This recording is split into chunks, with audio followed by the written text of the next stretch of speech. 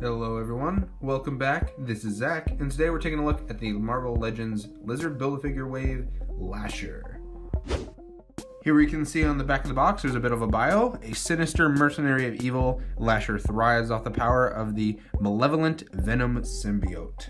At the bottom here you can see the other figures in the wave. Other figures I'm really looking forward to would probably be the Mysterio and the Spider-Man Noir, and probably the Gwenpool. Some simple artwork on the side, and a Spider-Man logo on the top. And there's Lasher completely opened up. First impressions, he looks very nice. So you can take a closer look, and obviously he is one of the Venom symbiote spawn type of villains from Spider-Man. So given so, he has the very nice large and white eyes.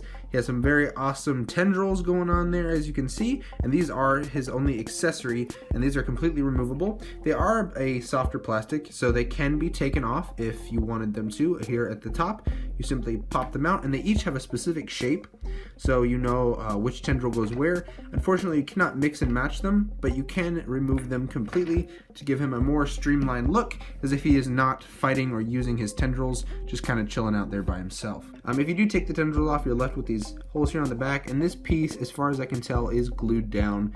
So I'm sure you could take it off if you really wanted to and applied some heat to it, but it doesn't bother me, just when I leave the tendrils off.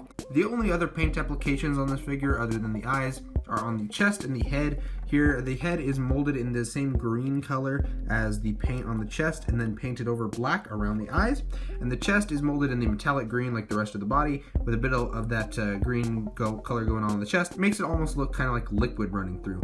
Very nice effect. But the metallic green, very cool looking. It almost makes it feel like it's got some shading going on depending on the light you look at it in. Looks very nice. The molding itself is very good as well. It uses some reused parts from other figures, obviously. The feet down here are very interesting. You've got the tendons there and the toenails. Looks very gross, almost, for a better lack of a better term, which does work for this character. Now, being that he is a Marvel legend, he is very much a posable figure. A lot of posability in here, a lot in the hips, a lot more than some other legends that I have, which I will get into in a moment. But to start, we have on the head here, he can look up about that far, he can look down a really good amount, and he does have a little bit of pivot going on, as well as the regular swivel. So that is all well and good. The shoulders, he has the bit of that butterfly joint going on, so he can move his arm all the way to the back and across his chest a bit, which is always very nice. It can go all the way around, as well as a bit of a swivel here in the bicep. He has the double jointed elbow, which can give you the full range that you would really need there. And then he has the pin there into the hand, so he can move in and out, as well as the wrist swivel. That is also all you would really need. Now, down here to the chest, he has the ab crunch, which can get you down about that far and back about that far. Pretty decent range. He has the waist rotation, and now to the hips. Now, normally the hips only go out about that far, which is about as far as they go. And they can go really far forward, which is nice, and they don't go too far back, a little bit. But this is cut in such a way up in here that you can get a lot more up to the side than you normally would. And if you rotate it, you can get like a full crouch pose, like all the way. And it is very, very impressive. You could get him really down low, and you could get some really cool like pouncing poses going on if you wanted to. It looks very cool, and a lot of Marvel Legends can't pull this off.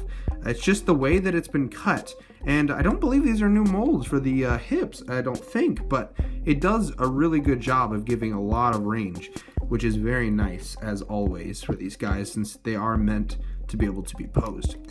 Anyway, continuing down, you'd also have that swivel as you saw there. The double jointed knee gets you the full range, as well as the up and down and the ankle pivot. So pretty much all you would need. Very nice amount of articulation, and surprised by those hips there. Very nice in that department. For a bit of a size comparison, we will show off a couple of figures.